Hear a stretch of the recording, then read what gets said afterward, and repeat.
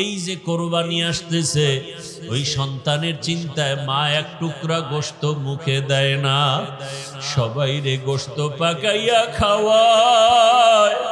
কিন্তু মায়ের অন্তরে বড় ব্যথা, বড় দুঃখ। আমার সন্তান আমার কাছে নাই, আমার সন্তানটারে কাছে পাইলে আমি কলিজা ভরে খাওয়াইতাম। ওই সন্তানটারে দূরে রাইখা মা ভালো খানা মুখে দিতে পারে না। ও আমার যুবক বাবারা, আজকে যাদের মা বাবা বেঁচে আছে এখনো ওই রত্ন হারাইও না। এই মা বাবা হারাইয়া গেলে আর পাইবা না রে সন্তান। ওই মা বাবা তোমার জীবনের বড় ছায়া, দোয়া নিও। ওরে বাবার সাথে যদি গোপনে অন্যায় করো, দোয়া চাইও। বাবার কাছে গিয়া বলিও, বাবা আমারে মাফ করে দাও। ওরে বাবার কাছে যদি ক্ষমা চাইতে পারো, বাবার চোখের পানি ধরে রাখতে পারবে না। মায়ের কাছে গিয়া ক্ষমা চাইও, মায়ের কষ্ট দিও না রে বাবা। ওই মা বাবার চোখের পানি আরশে আজিমে চলে যাবে। ও যুবকেরা, এই বয়সে মায়েরে কত কাঁদাইছো, বাবারে কত কাঁদাইছো। একটা মায়ের অন্তরে, বাবার অন্তরে সন্তানের কি মায়া। ও পর্দার আড়ালের মা বোনেরা, কই তোমার মা, কই তোমার বাবা? যেই মা বাবা না খাইয়া তোমারে আমারে বড় বানাইছেন, আজকে ওই মাকে কবরে রাখিয়া কেমনে আরামে ঘুমাও? ওই বাবারে কবরে রাখিয়া কেমনে আরামে ঘুমাও? ওরে এমন চরিত্র, সারা দিন রাত মোবাইল নিয়ে গুনাহ করি। আজকে আমাকে স্বামী হিসাবে স্ত্রীও ভালো জানে না, বাবা হিসাবে সন্তানও ভালো জানে না। মনে মনে ঘৃণা করে, বাবায় গুনাহ করে মোবাইলের দ্বারা, স্ত্রী ঘৃণা করে, আমার স্বামী গুনাহ করে মোবাইলের দ্বারা। আসলে তোমার দুনিয়াতে আমার মাওলা স্মরণ করবে দূরের কথা, আপন স্ত্রীর কাছেই তো ভালো হইতে পারলাম না। ও কপাল পোড়া মুসলমান, আপন সন্তানের কাছে ভালো বাবা হইতে পারল না, কপাল বড় খারাপ। ওরে আপন সন্তানের কাছে আদর্শ বাবা হইতে পারি নাই, আপন ছাত্রের কাছে আদর্শ শিক্ষক হইতে পারি নাই, আপন মুসল্লিদের কাছে আদর্শ ইমাম হতে পারি নাই, আপন স্ত্রীর কাছে আদর্শ স্বামী হতে পারি নাই। আমার কপাল এত খারাপ হয়ে গেল। ওরে আদর্শ বাবা হইয়া যদি কবরে যেতে পারতাম, কলিজা দিয়া সন্তান দোয়া করত। স্ত্রীর কাছে আদর্শ স্বামী যদি হতে পারতাম, আমার স্ত্রী কলিজা ভরে দোয়া করত। ছাত্রদের কাছে যদি আদর্শ শিক্ষক হতে পারতাম, ছাত্ররা কলিজা ভরে দোয়া করত। জনগণের কাছে যদি আদর্শ প্রতিনিধি হতে পারতাম, জনগণ মরিয়া গেল দোয়া করত। লোকটা বড় সৎ ছিল, কোনোদিন মিথ্যা বলে নাই, জনগণের ক্ষতি করে নাই। মানুষই হইতে পারলাম না। ও আল্লাহর বান্দারা, চক্ষু দুইটা বন্ধ করে চিন্তা করেন, আদর্শ বাবা কি হইতে পারছেন? আদর্শ মা কি হইতে পারলেন? আদর্শ স্ত্রী হইতে পারলেন কিনা? আদর্শ স্বামী হইতে পারলেন কিনা? আদর্শ শিক্ষক হইতে পারলেন কিনা? আদর্শ শিক্ষিকা হইতে পারলেন কিনা? আদর্শ ইমাম হইতে পারলেন কিনা? আদর্শ মুসল্লি হইতে পারলাম কিনা? নিজে নিজে চিন্তা করিয়া তারপরে মাওলার কবরের দিকে রওনা হয়ে যাই। কোন দিন মরণ হবে জানা নাই। আল্লাহ যাকে দুনিয়াতে পাঠাবেন, কোন জন্ম নিয়ন্ত্রণের আইন আর ঔষধ তাকে ফিরায় রাখতে পারবে না। আল্লাহর সিদ্ধান্ত। ইব্রাহিম নবীর জন্য এবার আগুন সাজানো হলো, বিশাল এরিয়া নিয়া আগুনের মধ্যে ফালাইবে, কিন্তু আগুনে তো বিশাল তাপমাত্রা, এত বড় এরিয়ায় কাছে যাওয়া যায় না। এবার চরক গাছ আনছে, চরক গাছের চরখার মতো ঘুরাইয়া রশি দিয়া বেঁধে ইব্রাহিম নবীর আগুনের মধ্যে ফেলবে, কিন্তু ফেলতে পারে না। এইবার নমরুদ বলে আমার অবস্থা খারাপ, ইব্রাহিমের আগুনে ফেলা যায় না কেন? সবাই রশি ধরে টানো, ইব্রাহিমের বাইদা তারপরে ফালাও। বাধা হলো, টানা হলো, হাজার হাজার মানুষ ফেলতে পারে না। নমরুদ তওবা করবে করবে ভাব, এবার ইবলিস এসে হাজির হয়ে গেল। ডাক দিয়ে কয়, নমরুদ এত কেন পেরেশান? যত আকামের বুদ্ধি দেওয়া দরকার মিস কল দিবি, হাজির হয়ে যাব। ইব্রাহিম রে ফালাইতে পারবি না, কারণ আল্লাহর নবী ইব্রাহিম লক্ষ লক্ষ ফেরেশতা ইব্রাহিমের ধরে রাখছে, আগুনের মধ্যে ফেলা যাবে না। যদি এই মুহূর্তে ফেলতে চাও, ইব্রাহিমকে উলঙ্গ করতে হবে, তাহলে রহমতের ফেরেশতা ভেঙে যাবে। কোন কোন ঐতিহাসিকরা লেখছেন, যদি এখন ইব্রাহিমের সামনে উলঙ্গ নাচ গান করাইতে পারো, তাহলে রহমতের ফেরেশতা চলে যাবে, ইব্রাহিমকে আগুনে ফেলা সহজ হয়ে যাবে। তাই করা হলো। ইব্রাহিমকে যখন আগুনে ফেলা হলো, আল্লাহ তাআলা আগুনকে নোটিশ জারি করলেন, কুলনা ইয়া নারু কুনি বারদাও ওয়া সালামান আলা ইব্রাহিম, কে লুতুফে খেশরা ইজহারে কর বাখলিল আসনারে রাগল জারে কর। ইব্রাহিম নবী আগুনকে আল্লাহ বলেন শান্তিদায়ক, ঠান্ডা হয়ে যাও। মুফাসসিরিনে কেরাম বলেন শুধু ওই আগুন না, ওই টাইমে দুনিয়াতে যত আগুন ছিল সব আগুন ঠান্ডা হয়ে গেল, সব আগুন। ইব্রাহিম নবী আরামে বসে আছেন, আগুনের মধ্যে একটা পশমও জ্বলে না। নমরুদের চান্দি গরম, ওই আগুন জ্বালাও না কেন? কয় আমি যার গোলাম, তুমিও তার গোলাম। তুমি আমাকে বলো একবার জ্বালাও, আর আমার মালিক বলে খবরদার ইব্রাহিমের একটা পশম যেন না জ্বলে। দীর্ঘদিন আগুনে থাকলেন, ইব্রাহিম নবী বের হয়ে আসলেন। চাচাতো ভাই একজন নবী আর তার বিবি বিশ্ব সুন্দরী সারা, একে নিয়ে এবার কয় না, এই দেশে আর থাকা যাবেন, সিরিয়ায় হিজরত। এইবার ওই যে খুতবায় আয়াত পড়ছিলাম, এই আয়াতে ওই হিজরতের কথা বলা হচ্ছে। ইব্রাহিম নবী বলেন, ইন্নী যাহিবুন ইলা রাব্বি সায়াহদিন, আমি আমার রবের দিকে হিজরতের জন্য রেডি হয়ে গেলাম। আমার রব আমার জন্য কল্যাণের পথ রাস্তা বের করে দেখায় দিবেন। বিবি বিশ্ব সুন্দরী সারাকে নিয়া রওয়ানা সিরিয়ার জমিনে, মিশরের উপর দিয়া যেতে হবে। মিশরের বাদশা বড় জালেম। যখন শুনছে বিশ্ব সুন্দরী, গোয়েন্দা বিভাগের লোকেরা বলল বিশ্ব সুন্দরী সারা আসছে, ইব্রাহিমের স্ত্রী, বলে আটক করো। আটক কইরা স্ত্রীকে নিয়ে গেল বাদশার রাজমহলে, রাজপ্রাসাদে। পৃথিবীতে মুসলমানকে ধ্বংস করার যতটা উপকরণ আছে, এর মধ্যে সব থেকে বড় উপকরণ হলো বেপর্দা।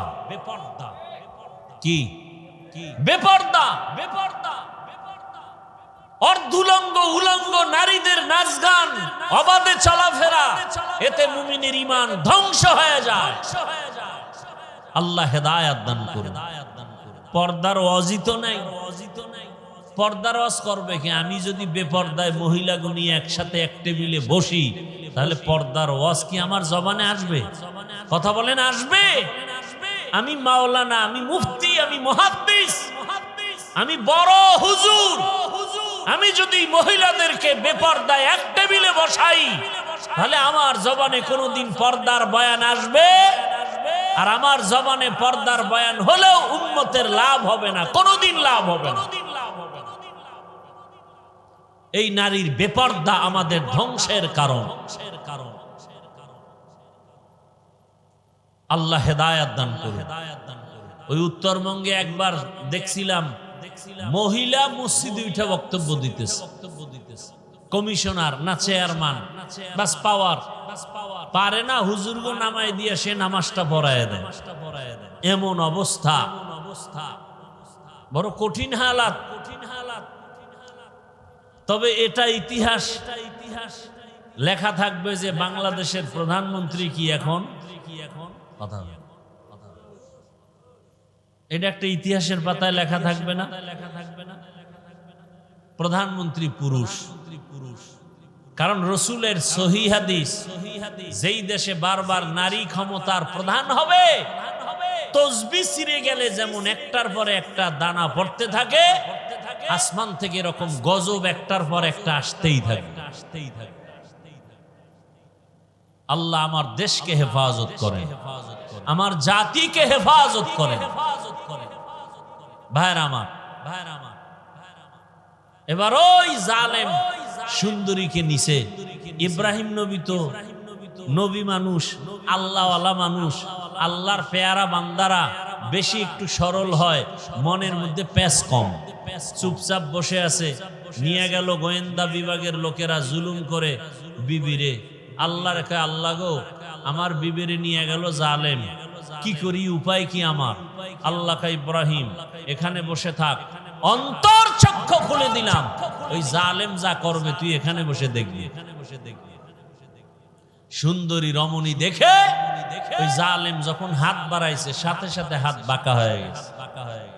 এভাবে 3 বার, আমি সংক্ষেপ করে যাচ্ছি। শেষ পর্যন্ত জিগা, এই তোমার ভিতরে এমন কি পাওয়ার যে আমি ব্যর্থ হয়ে গেলাম 3 বার, জবান বন্ধ। এবার বলে আমার মধ্যে কোনো পাওয়ার নাই, তবে এতটুকু বলা যায় আমি আল্লাহর পেয়ারা নবীর একজন স্ত্রী। কে সে নবী? বলে ইব্রাহিম নবী। তাই নাকি? বলে হ্যাঁ। এবার 2-3 বার আকাম কইরা যখন দেখে ব্যর্থ, এবার দিল নরম করে ইব্রাহিম নবীকে আনলেন, সম্মান করলেন। আর সন্তানাদি কি আছে ইব্রাহিম নবীর? কয় কোনো সন্তান নেই, বুড়া বয়স। এবার হাজেরা ছিলেন খাদেমা, তাকে ইব্রাহিম নবীর খেদমতের জন্য দিলেন। মা সারার মতামত নিয়ে এক পর্যায়ে বিবাহ হয়ে গেল। আল্লাহর কাছে ইব্রাহিম নবী নেককার সন্তানের দোয়া করলেন, রব্বি হাবলি মিনাস সলিহিন। কে দোয়া করলেন? ইব্রাহিম নবী। ও সন্তানের মা বাবারা, সন্তান মা বাবার কথা শুনে না আল্লাহর কাছে কয়দিন দোয়া করছেন? সন্তান দুনিয়াতে ভালো আশা করার জন্য ভালো মা ঘরে আনা দরকার ছিল। আপনি তো ভালো মা আনছেন না ডানা কাটা ভরি নিয়ে আসছেন? ভালো একটা মা ঘরে আনার পরে ওই মা বেপরদা করে না, বেগানার নজর লাগায় না, আল্লাহর কাছে দোয়া করে, স্বামীও দোয়া করে। আল্লাহর কাছে যারা দোয়া করবেন নেককার সন্তানের জন্য আল্লাহ তাকে সন্তান দিবেন। 10টা সন্তান হলে কি লাভ হবে যদি মা বাবার অবাধ্য হয়? সন্তানের কারণে যদি মা বাবা জেলখানায় যেতে হয়, মা বাবা যদি সন্তানের অপরাধের কারণে সমাজে মুখ দেখাইতে না পারে, এমন সন্তান 10টা হওয়ার দরকার নাই। ইজ্জত বাঁচানোর জন্য 1 সন্তান যথেষ্ট। আল্লাহর কাছে চাইতে হবে। ইব্রাহিম নবী বুড়া বয়সে দোয়া করলেন, হে আল্লাহ একটা নেককার সন্তানের ব্যবস্থা করে দেন। আল্লাহ দোয়া কবুল করে সংবাদ দিয়ে দিলেন, ফাবাশশারনাহু বিগুলামিন হালিম। আমি একটা বিচক্ষণ ধৈর্য ধারণকারীদের অন্তর্ভুক্ত একটা সন্তানের সুসংবাদ দিলাম। মা হাজেরার গর্ভে আল্লাহ সন্তান দিলেন, নাম রাখলেন কি? ইসমাইল। ইব্রাহিম নবীর এই প্রথম সন্তান ইসমাইল, এর পরের সন্তান ইসহাক, ইসহাক নবীর সন্তান ইয়াকুব, ইয়াকুব নবীর সন্তান ইউসুফ আলাইহিস সালাম। কথা বুঝেননি? ইসমাইল নবীর বংশে কোনো নবী নাই, অথচ ইসহাকের বংশে নবী নবী নবী। কিন্তু ইসমাইলের বংশে আল্লাহ এক নবী পাঠাইলেন, আখিরি জামানার পয়গম্বর। এবার বুড়া বয়সে সন্তান পাইয়া ইব্রাহিম নবী খুশি নাকি বেজার? খুশি, এমন মায়া, বুড়া বয়সের সন্তানের প্রতি বড় মায়া। কিন্তু আমার আল্লাহর কঠিন পরীক্ষা। ও ইব্রাহিম, সন্তানের মায়ায় পড়িয়া আমার মায়া থেকে দূরে সরলে হবে না। বুঝতেছি তুমি কিন্তু দূরে যাইতেছো। পরীক্ষা শুরু হয়ে গেল। যেখানে বাইতুল্লাহ ওখানে ঘর নাই, জঙ্গল। নূহ নবীর প্লাবনে কিচ্ছু নাই, বাইতুল্লাহ সব শেষ। এখন আছে গাছপালা, জঙ্গল, পানি নাই, পশু পাখি নাই। ইব্রাহিম নবীকে বললেন, তোমার স্ত্রী হাজেরা ইসমাইলের নিয়ে ওখানে নির্বাসনে দাও। কেন টেন নাই? আল্লাহ অর্ডার করেছেন। কেন কেন নাই? নবী বলেন আলহামদুলিল্লাহ। আল্লাহ এটা বলছেন, মেনে নিলাম। বুঝে আসুক আর না আসুক, বর্তমান দুনিয়াতে এমনও কিছু আল্লাহর বান্দা আছে যারা যুক্তিতে না মিললে মানতে চায় না। আছে না নাই? এদের পরিণাম ফল নাস্তিকতার বেড়াজালে আবদ্ধ হয়ে যায়। আল্লাহর হুকুম আসছে পরীক্ষা। সন্তানার বিবি নিয়া মক্কার ওই জঙ্গলে হাজির। সাফা মারওয়া পাহাড়ের পার্শ্বে মক্কা নগরী, বাইতুল্লাহ দেখা যায় না, কিন্তু এখানে বাইতুল্লাহ। আল্লাহর সিদ্ধান্ত, এই ইসমাইলের ইব্রাহিম রে দিয়া বাইতুল্লাহ নতুন ভাবে নির্মাণ করাবেন। ওখানে রাইখা বিবি আর সন্তান ইসমাইল শিশু কিছু পানি দিয়া ইব্রাহিম নবী উটের পিঠে রওয়ানা। যখন যাইতেছেন ইসমাইলের শোয়াইয়া মা হাজেরা একটা দৌড় দিছেন, গিয়া ডাক দিয়া গায়ে, স্বামী ও আল্লাহর পয়গম্বর, এই জঙ্গলের ভিতরে আমাদের যে রাখিয়া যাইতেছেন, আপনি কোথায় যান? ইব্রাহিম নবীর কোনো আওয়াজ নাই। এই মুহূর্তে কিছু বললেও আল্লাহর হুকুমের বাইরে চলে যাবে। নিজের থেকে কিছু বলা যায় না। কেমন কঠিন পরীক্ষা চিন্তা করেন। বুড়া বয়সের সন্তান।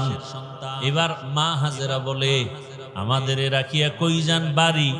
ইশারায় বলে, হ্যাঁ বাড়ি যাই। সিরিয়ার জমিন বাড়ি। বাড়িতে যাইতেছি। আমাদেরকে রাখতেছেন কেন? আপনার কোন মনের আশা পূরণের জন্য। ইব্রাহিম নবীর জবাব নাই। সর্বশেষ মা হাজেরা ডাক দিয়ে বলেন, ও পয়গম্বর, আল্লাহর হুকুম এই জন্যই কি রাখেন? আল্লাহর আদেশ। ইব্রাহিম নবী বললেন, হ্যাঁ আমার আল্লাহর আদেশ।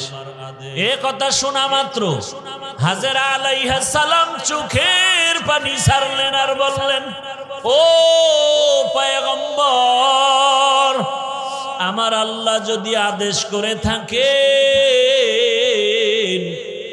আমার কোনো দাবি নাই, আপনি আমাদের জন্য দোয়া করিয়েন। ইসমাইলের মাঝে মাঝে আইসা দেখবেন, আমি হাজেরার খবর নেওয়ার প্রয়োজন নাই। এখানে পশু পাখি থাকে না, পানিও নাই। যতটুকু পানি আছে শেষ হয়ে যাবে 2-1 দিনের মধ্যে। আমি হাজেরার খবর নেওয়ার প্রয়োজন নাই। আপনার এই বয়সের সন্তান ইসমাইলের মাঝে মাঝে এসে একটু কলিজা ভরে দেখে যাইয়েন, খবর নিয়েন। এবার এই কথা বইলা মা হাজেরা আল্লাহর শরণাপন্ন হলেন। ও আল্লাহ, এই গহীন জঙ্গল, মানুষ নাই, পশু পাখি নাই। ও আল্লাহ, মেহেরবানি করে আপনি আমাদের সব আরামের ব্যবস্থা করে দিয়েন। ইজ্জতের সাথে আপনার হুকুম পালনের ব্যবস্থা করে দিয়েন। ইব্রাহিম নবী পাহাড়ের উপর উঠিয়া নিচে নাইমা আড়াল হয়ে গেলেন। ওখানে নামার পরে সন্তানেরও দেখা যায় না, হাজেরা কেউ দেখা যায় না। নবী ইব্রাহিম হাত উঁচু করে মালিকের দরবারে দোয়া করলেন, রব্বানা ইন্নী আসকানতু মিন যুররিয়্যাতি বিওয়াদিন গায়রি জি যারইন ইনদা বাইতিকাল মুহাররম রব্বানা লিয়ুকিমুস সালাতা ফাজআল আফইদাতাম মিনান নাসি তাহওয়ি ইলাইহিম ওয়ারযুকহুম মিনাস সামারাত। আল্লাহর কাছে ইব্রাহিম নবী দোয়া করতে থাকলেন, ও আমার রব, আমার এই বয়সে আবার কলিজা ভরা মায়া সন্তান ইসমাঈল, আমার এই জীবনের শেষ, আমার কলিজা ভরা মায়া আমার হাজেরাকে রাখিয়া এমন জায়গায় আপনি রাখতে বলেছেন। আমি প্রশ্ন করি নাই, ও দয়ার মালিক, একটা মানুষ নাই, পশু পাখি নাই, পানি নাই, ও আল্লাহ কি হবে জানি না। আমি দোয়া করতেছি আপনি কুদরতের দ্বারা বসবাসের ব্যবস্থা করে দেন, রিজিকের ব্যবস্থা করে দিয়েন, পানির ব্যবস্থা করে দিয়েন, আর ধৈর্য ধারণ করার ব্যবস্থা করিয়েন। আপনি যদি ওদের দেন, ওরা নামাজ আদায় করবে, আপনার শুকর আদায় করবে। ইব্রাহিম নবী দোয়া করে চলে গেলেন। এদিকে মা হাজেরা আর ইসমাইল ছাড়া কেউ নাই। পানি শেষ হয়ে গেল। একদিন, 2 দিন, 3 দিন মা হাজেরা বাচ্চাকে দুধ দেয়। দেখে ইসমাইল একদিন পরে দুধও পায় না। মা তার জিব্বাটা ইসমাইলের মুখে দেয়, দেখে জিব্বায় কোনো পানি নাই। মা পাগলনির মতো হয়ে গেল। সন্তানের এত আকুতি, মা না খাইয়াও চায় আমার সন্তান যেন কষ্ট না পায়। একটা মায়ের অন্তরে, বাবার অন্তরে সন্তানের কি মায়া। ও পর্দার আড়ালের মা বোনেরা, কই তোমার মা, কই তোমার বাবা? যেই মা বাবা না খাইয়া তোমারে আমারে বড় বানাইছেন, আজকে ওই মাকে কবরে রাখিয়া কেমনে আরামে ঘুমাও? ওই বাবারে কবরে রাখিয়া কেমনে আরামে ঘুমাও? ওরে অনেকের সন্তান বিদেশ, মা এই যে কোরবানি আসতেছে, ওই সন্তানের চিন্তায় মা এক টুকরা গোশত মুখে দেয় না, সবাই রে গোশত পাকাইয়া খাওয়ায়। কিন্তু মায়ের অন্তরে বড় ব্যথা, বড় দুঃখ। আমার সন্তান আমার কাছে নাই, আমার সন্তানটারে কাছে পাইলে আমি কলিজা ভরে খাওয়াইতাম। ওই সন্তানটারে দূরে রাইখা মা ভালো খানা মুখে দিতে পারে না। ও আমার যুবক বাবারা, আজকে যাদের মা বাবা বেঁচে আছে, এখনো ওই রত্ন হারাইও না। এই মা বাবা হারাইয়া গেলে আর পাইবা না রে সন্তান। ওই মা বাবা তোমার জীবনের বড় ছায়া, দোয়া নিও। ওরে বাবার সাথে যদি গোপনে অন্যায় করো, দোয়া চাইও। বাবার কাছে গিয়া বলিও, বাবা আমারে মাফ করে দাও। ওরে বাবার কাছে যদি ক্ষমা চাইতে পারো, বাবার চোখের পানি ধরে রাখতে পারবে না। মায়ের কাছে গিয়া ক্ষমা চাইও, মায়ের কষ্ট দিও না রে বাবা। ওই মা বাবার চোখের পানি আর সে আজিমে চলে যাবে। ও যুবকেরা, এই বয়সে মায়েরে কত কাঁদাইছো, বাবারে কত কাঁদাইছো।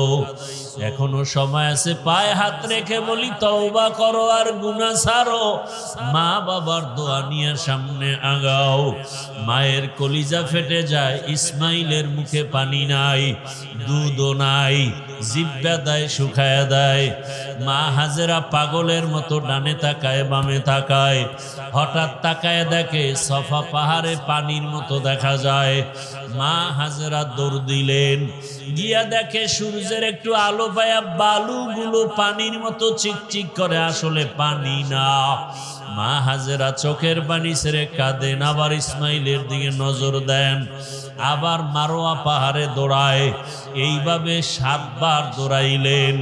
মা হাজেরা এমন ভাবে দৌড় দিছেন, আমার মালিকের কাছে এত মজা লাগছে। আমার আল্লাহ ডেকে বলে, ও ফেরেশতা জিবরাইল,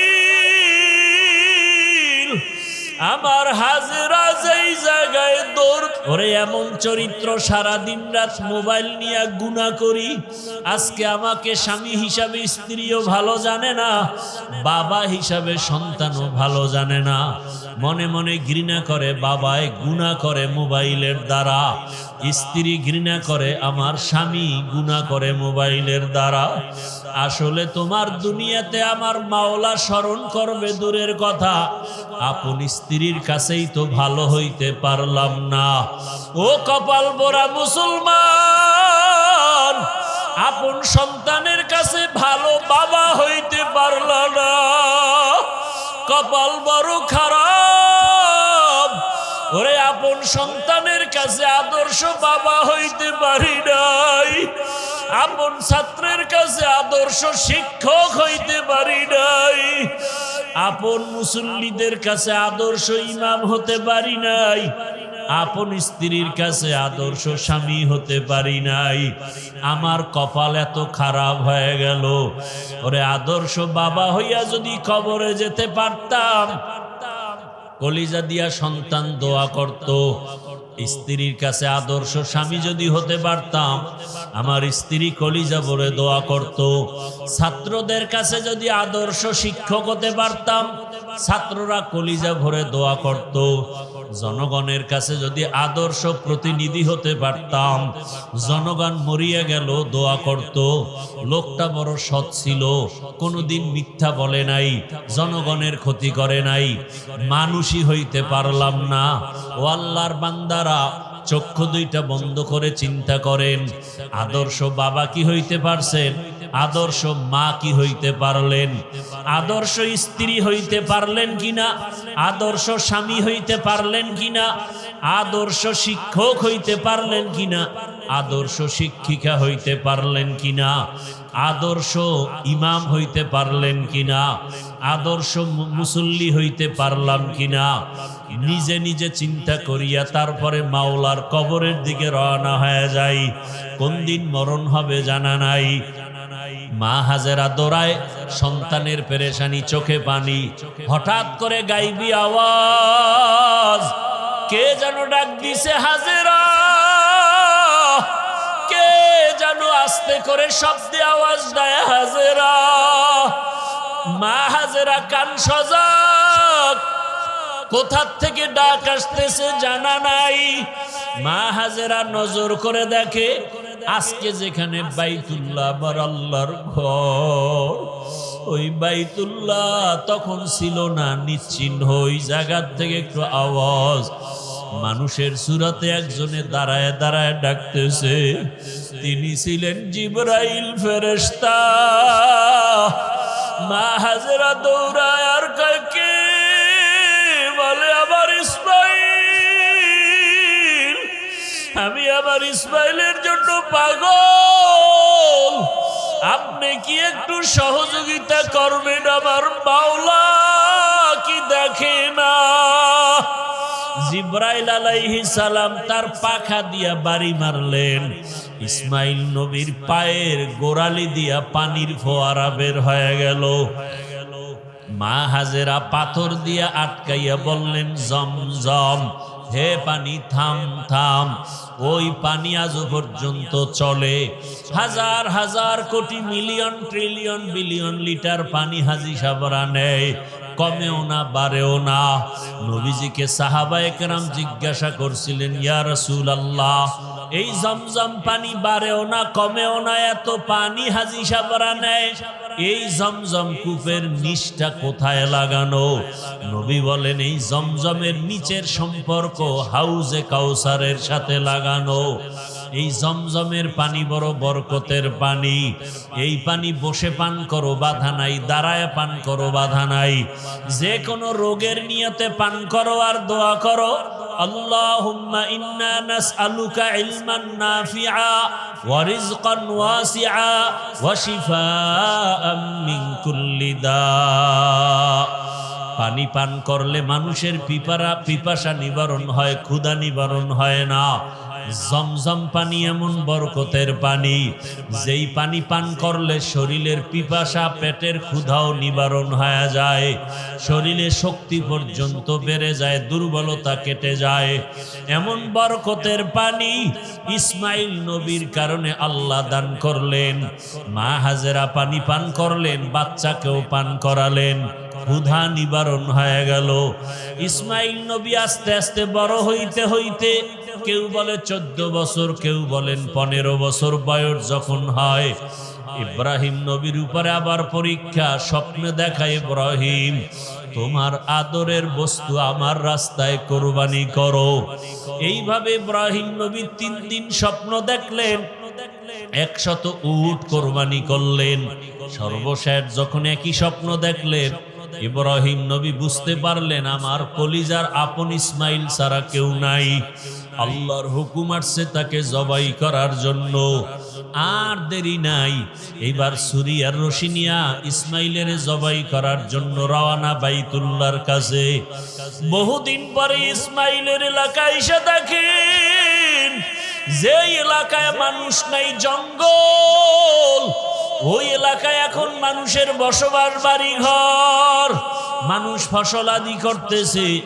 ইসমাইল মাঠে খেলাধুলা করে। নবী তো চিনতে পারেন না, দেখে অন্য বাচ্চারাও খেলে।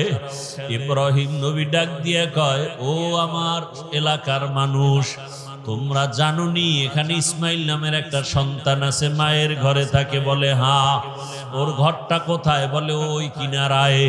ইব্রাহিম নবী চলে গেলেন, গিয়া দেখে ঘরের মধ্যে ইসমাইল নাই, খেলতেছে। ইব্রাহিম নবী তালাশ করিয়া ডাকছে, বাবা আয়। ইসমাইলের যখন ডাকি, ইসমাইল আসে না, চিনে নাই, নি আমার বাবা। ইসমাইলের নিয়া ঘরে গিয়া দেখে হাজেরার কান্না, সন্তানের কান্না, বহু বছরের বিরহের বেদনা, কলিজা ভরা মোহাব্বতের কান্না। ইব্রাহিম নবী চিন্তা করলেন, ভালোবাসার কারণে আবার না জানি আল্লাহ বেজার হয়ে যায়। মা হাজেরাকে হিকমতে বললেন, ইসমাইলের সাজাইয়া দাও কোরবানি করার জন্য। আরে দাওয়াতে যাব, মালিকের দাওয়াত। মা হাজেরা ভাবলেন দুনিয়ার কোন মালিকের দাওয়াত, জবাই করার কথা বলেন নাই। মা হাজেরা ইসমাইলের সুন্দরভাবে গোসল করায়া সাজাইয়া যখন বাবার হাতে তুলে দিলেন, মা হাজেরা বিদায় দিয়া দরজার কিনারায় দাঁড়ানো। ইব্রাহিম নবী হাঁটেন, ইসমাইল পেছনে হাঁটতেছেন। ইসমাইল নবী যাচ্ছেন বাবার সাথে দাওয়াতে। বাবা ইব্রাহিমের হাতে যে তরবারি, ছুরি আছে, ইসমাইল জানে না, হাজেরাও জানে না। ইবলিসের মাথা গরম হয়ে গেল, শয়তান ধোঁকা দেওয়ার জন্য ইসমাইলের কাছে গেল। ইব্রাহিম নবীরে ধোঁকা দিল, পাথর মারল। দুইজনে পাথর মারার কারণে আল্লাহ তাআলা আইন করে দিলেন, কিয়ামত পর্যন্ত ইব্রাহিম আর ইসমাইল যেখানে পাথর মারছে, হাজী সাহেবদেরও পাথর মারতে হবে, না হয় হজ কবুল করা হবে না। এইভাবে করে করে যখন মিনা বাজারে চলে গেল, কোরবানি দেওয়ার জায়গা যেখানে এখন হাজী সাহেবরা কোরবানি দেয়, ওখানে নিয়া ইব্রাহিম নবী ভাবলেন, আমার সন্তানটা কেমন আল্লাহর মোহাব্বতের একটু পরীক্ষা করি। ইব্রাহিম নবী বললেন, ইন্নী আরা ফিল মানাম আন্নী আযবাহুকা ফানজুর মাযা তারা। ও বাবা ইসমাইল, আমি স্বপ্ন দেখলাম তোমাকে জবাই করতেছি, বলো তোমার কি মতামত।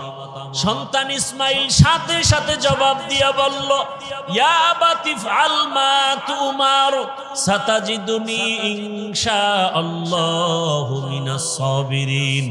ইসমাইল বলে, আব্বাজান, দেরি না করে স্বপ্ন তাড়াতাড়ি আপনি বাস্তবায়ন করেন, ইনশাআল্লাহ ধৈর্য ধারণকারীদের মধ্যেই আমাকে পাবেন। ইতিহাসবিদরা লেখে এই কথা বলার পরে ইসমাইল একটু বিনয়ের সাথে বলতেছিল, বাবা এই কথাটা যদি একটু বাড়িতে বসে বলতেন, আমার দুঃখিনী মায়ের থেকে একটু বিদায়ের সালাম জানায় আসতাম।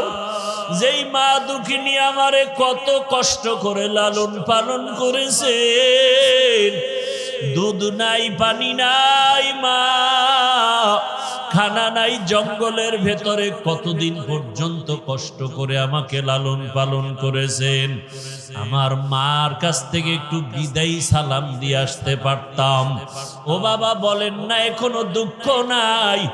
আপনি আমাকে জবাই করার পরে আমার রক্ত মাখা জামা কাপড় নিয়ে বাড়ি যাবেন। আমার মা যদি দেখে ইসমাইল নাই, আপনার কাছে প্রশ্ন করবে ইসমাইল কই? আমার পক্ষ থেকে আমার আম্মা জানকে সালাম জানায় দিবেন, আর বলবে হাসুরের ময়দানে মোলাকাত হয়ে যাবে। আব্বা জান আপনি তাড়াতাড়ি আমাকে জবাই করেন, আপনার চোখ দুইটা বেঁধে নেন, কারণ জবাই করার সময় যদি আপনার নজর আমার উপরে পড়ে মায়া লাগবে, জবাই করতে পারবেন না। ও বাবা আমার হাতে পায়ে রশি দিয়া বাঁধে, যদি জবাই করার সময় যদি আমার হাতে পায়ের নড়াচড়া আপনার শরীরের মধ্যে লেগে যায়, তাহলে বেয়াদবি হবে, আল্লাহ বেজার হয়ে যাবে। ইব্রাহিম যখন ছুরি নিয়ে রেডি, আল্লাহ কয় ছুরি খবরদার আমার ইসমাইলের একটা পশমও যেন কাটে না। ছুরি যখন গলায় চালাইতে শুরু করলেন, ইসমাইল নবীর একটা পশমও কাটতে পারলো না। দ্বিতীয়বার আবার যখন পরীক্ষা করতে শুরু করলো, রক্ত হাতে না লাগা পর্যন্ত ছুরি চলবে। আল্লাহ ডাক দিয়ে কয় জিবরাইল, আমি তো ইসমাইলের জবাই চাই না, আমি চাইছি তাদের অন্তরের মোহাব্বত। তাদের অন্তরের মোহাব্বত পরীক্ষায় তারা পাশ করেছে, তুমি তাড়াতাড়ি জান্নাত থেকে একটা দুম্বা নিয়ে যাও, ইব্রাহিমের ছুরির নিচে দিয়া দাও, আর ইসমাইলের সরায়া দাও। ও পর্দার আড়ালের মা বোনেরা, ও বৃদ্ধ বাবাজিরা, আমার কলিজার যুবক বাবারা, সামনে কোরবানির পরীক্ষা, ওই সন্তান কোরবানি করার পরীক্ষা। যদিও সন্তান জবাই দিবেন না, আল্লাহ আমাদেরকে পশু জবাই করার জন্য ব্যবস্থা করে দিলেন, তবে সন্তানটাকে জবাই না করলেও আল্লাহর পথে চালানোর কোরবানি তো দিতে হবে। নামাজে বাধা দেওয়া যাবে না। ও মা বাবারা, সন্তানটাকে বেপরদায় চলতে দেওয়া যাবে না, কোরআনওয়ালা বানাতে হবে। ডাক্তার ইঞ্জিনিয়ার প্রফেসর বানাবেন, তবে নেক আমলওয়ালা ডাক্তার বানান। কত ডাক্তার আছে নামাজ পড়ে, কত ইঞ্জিনিয়ার নামাজ পড়ে, কত র্যাব আর্মি পুলিশ বিডিআরের চাকরি করে, নামাজি অভাব নাই। এমন একটা সন্তানকে আপনি চাকরিজীবী বানান, নামাজি চাকরিজীবী, নামাজ পড়বে, কোরআন পড়বে, মা বাবার জন্য দোয়া করবে। এতদিন যারা গুনার ভিতরে ছিলেন তওবা করেন। ও আল্লাহ, ইব্রাহিম নবীকে যেভাবে পরীক্ষায় পাশ করায় নিয়েছেন, আমাদেরকেও পাশ করায় নেন। আমাদের সন্তানের পরীক্ষায় যেন আমরা ফেল না করি। ও যুবক বাবারা, তওবা করো, আর দাড়ি কাটবা না, নামাজ ছাড়বা না, বেপরদায় চলবা না। ইসমাইল নবীর মতো আল্লাহর হুকুমের সামনে নিজেকে কোরবান করে দাও। মরিয়া গেল দাড়ি কাটবো না, নামাজ ছাড়বো না, মোবাইলে গুনাহ করবো না। ইব্রাহিম নবীর মতো বৃদ্ধ বাবাজিরাও তৈরি হয়ে যান, আল্লাহর হুকুমের সামনে আর কোনোদিন আমি বিরোধিতা করব না। মা হাজেরার মতো মা বোনেরাও তৈরি হয়ে যান।